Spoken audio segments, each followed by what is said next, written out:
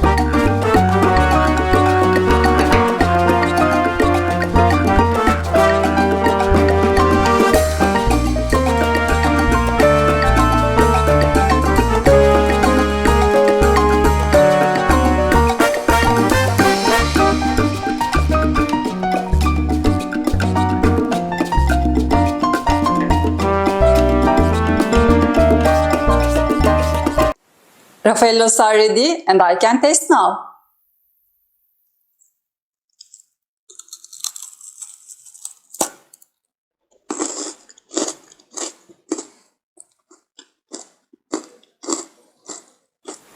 It's really so delicious. And if you make this dessert, I think you will love it so much. Please definitely try it. If you like my video, hit like that button and subscribe. I will see you next video. Bye!